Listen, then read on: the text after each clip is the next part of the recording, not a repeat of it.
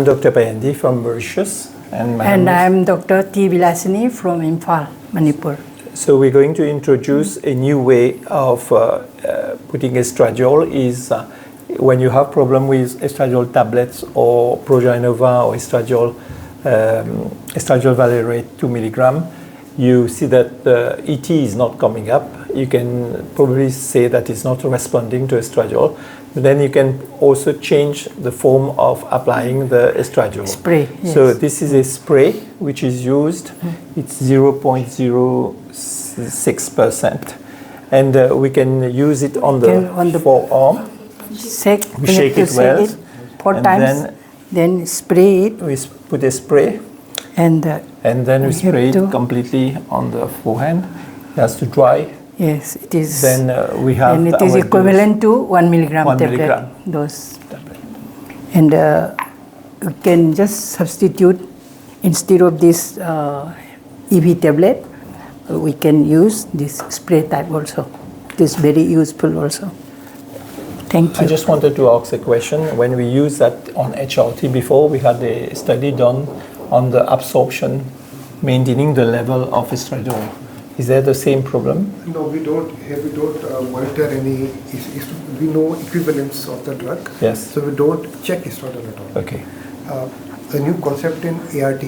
HRT is something different, but in ART, nowadays we are not looking at hormonal values at all.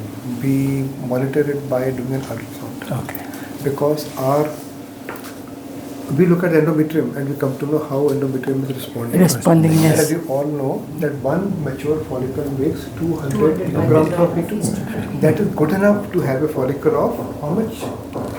2 centimeters? 2 centimeters, yeah. And what is the content of a fluid? How much is the fluid? 3.5. How much fluid will have around? How much fluid? 3.5. And then that will give rise to an endometrium around 8 millimeters. 8 millimeters. So we have got that equivalence when we carry out an ultrasound. So gradually we are trying to cut short our hormonal analysis in ART cycles, and we are doing depending more upon the ultrasound. Okay. Thank you. Thank you. Thank you very much. Honored. Thank you. Thank you.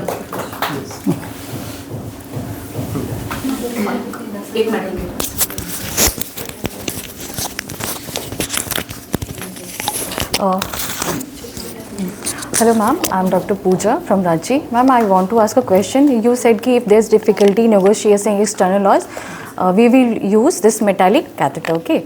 So during negotiation, if somehow bleeding occurs, spotting occurs, then is there any problem in embryo transfer? Will this bleeding or blood spots will affect embryo transfer? Sometimes if the canal is blocked, then we may face the problem. Otherwise, I don't think there will be severe bleeding. If it is severe, then we have to make it stop first. If not severe, only spotting or over the external laws, then spotting to it does not matter, I think. If too much of that, we call it grade 2 or grade 3 embryo transfer. And in that case, we should either abandon, or if we can't abandon, then we do the embryo transfer, but counsel the patient. The grade 2, we shouldn't have any bleeding, it should be spotless. But when we are doing any embryo transfer, we may get few spots of blood on the catheter. That's okay, it happens many times. But it should not be a bleeding endometrium. Some of the bleeding may come from the endocervical canal. That's okay. That's okay. But we should avoid these things. And so the role of a proper speculum. So this catheter, the advantage is that in case you don't want to use the stellate, it's a very soft one. It's got a bulbous tip, as you can see, and very easily it will negotiate itself in the canal, through which we can put our cannula. But the cannula means the ET catheter. Inner one, no? Yeah.